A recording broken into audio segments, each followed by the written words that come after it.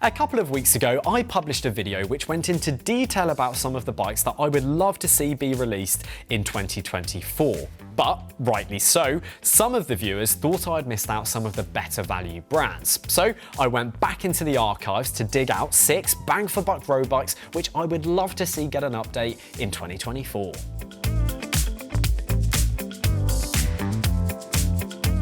First up, we have the German brand Cube. Currently, it sponsors the World Tour team Intermarché Wanty-Gobert, and they are running the brand's Lightning Aero and Air. The former, as the name suggests, is Cube's aero bike, and the latter is its lightweight climbing bike. It was only in 2022 that Cube launched the Air, so I don't believe that a new version of the bike will be coming next year. And that's just as well, because it doesn't actually really need updating. It boasts a claimed weight of 6.6 kilos and features most of the latest modcons, meaning it looks right at home racing up the side of a mountain amongst the other bikes in the peloton. However, it's when we turn our attention to the Lightning Aero that some of the tech starts to look a little bit outdated, since it was last updated in 2019, so is well overdue some TLC. For starters, the claimed weight of the frame is a pretty hefty 980 grams. Of course, it's not terrible, and since this is an aero bike, it will always be a little bit heavier. But I believe that the brand has the opportunity to save at least 100 grams from the frame, while also refining some of the tube shapes. Some parts of the frame are undoubtedly good looking, like the head tube and the top tube and the fork and actually the down tube too. However, it's when we turn our attention to the seat tube cluster that things start to look a little bit dogged.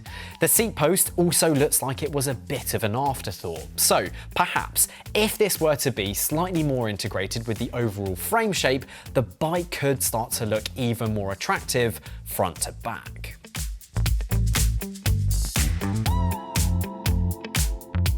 The Californian bike brand Felt is one which has left me a little disappointed in recent times.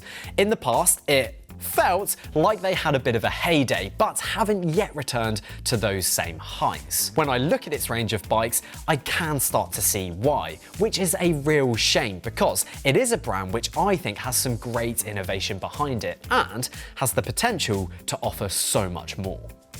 Currently, both the AR and FR look pretty dated, and even the specs of those bikes reflect that, as many of them are still wearing 11-speed Shimano group sets. But I do like how on the top models, Felt has opted to fit third-party wheels, like the Zip 353 NSWs or the Reynolds AR58s lower down in the range.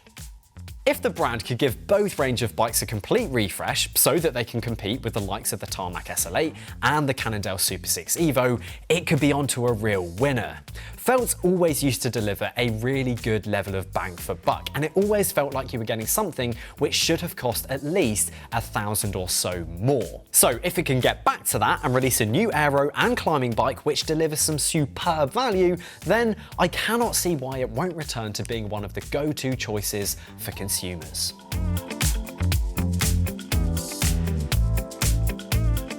You cannot speak about bang-for-buck bikes without speaking about Van Rysel. Back in spring of this year, it released an entirely new range of bikes, and there is one which I'm particularly excited for, that being the RCR. Soon to be the official ride of Team AG2R Citroën, the bike looks to be a do-it-all racing machine. The reason why I'm particularly excited about this bike is because pairing the good value of a Van Rysel with World Tour performance could create an irresistible combination for consumers. Van Rysel says that it's the perfect balance between lightness, stiffness, and aerodynamics, and looking at the bike, it's easy to see where it's coming from.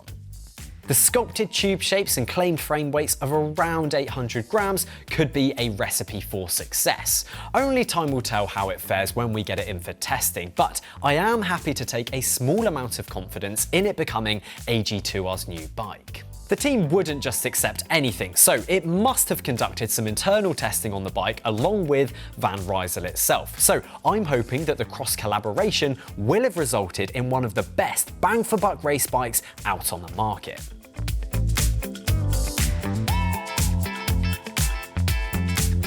British brand Ribble is also one to watch in 2024. It has fully established itself as a brand which delivers value above pretty much all else. However, the Ribble Ultra SLR has also tested pretty fast in the wind tunnel too. Launched back in 2021, the bike landed like a bit of a space rocket. The deeply sculpted frame and radical handlebar design set it apart from pretty much all other bikes on the market. But now, as we approach 2024, there is a small chance we could see something new and updated from the brand. I'd imagine it would come in late 2024, if it comes at all. But if and when it does come, I'll be expecting something pretty exciting and otherworldly, and likely something that not many people could even imagine up. One bike in the Ribble range which I believe is crying out for updating is the endurance model. I would love it if Ribble could spend some more time making the frame set just a little bit lighter. If Ribble could reduce the overall weight by about 10 to 20%, that bike would quickly become a lot more playful and a lot more fun to ride. The other area of improvement I'd like Ribble to focus on would be its own in-house wheels. These need to be wider and they need to be lighter. If it can sort these issues out, the Endurance would make really big steps forward in its appeal, performance, and ride feel.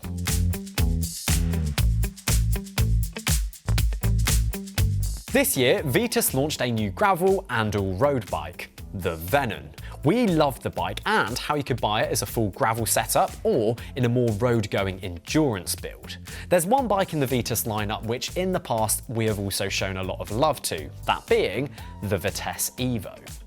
In 2021, we gave it our Editor's Choice Award. Thanks to the bike's fantastic build options paired with how the bike performed out on the road, it all came together as the ideal choice for riders looking for a great value road bike that performed like others that cost much more.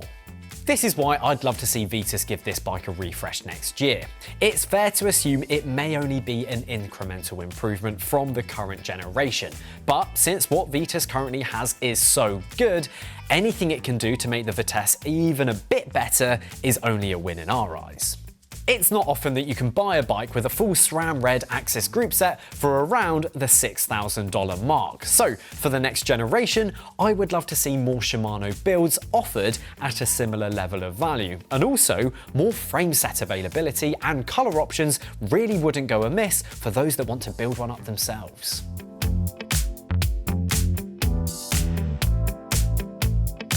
Last on this list is the Focus Izalco. It's not a bike which puts bang for buck right at the heart of its ethos, as it does cost quite a lot to get onto the platform, and has some fierce rivals which a number of people, I believe, would probably prefer to go for. But the Izalco does still retain a loyal fan base.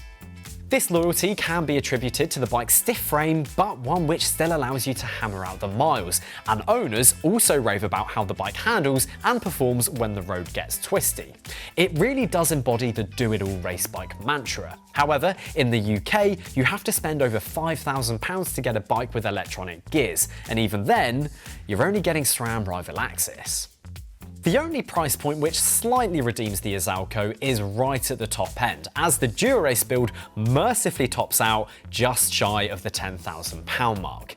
This is where other brands could probably be charging another couple of thousand on top, but Focus does hold back here, probably out of recognition of its place in the market. So, if we are to see a new model launched in 2024, I would hope Focus retains a lot of what its loyal fanbase loves so much, because all it really needs are a few tweaks to the frame shape and a small reduction in the full build weights.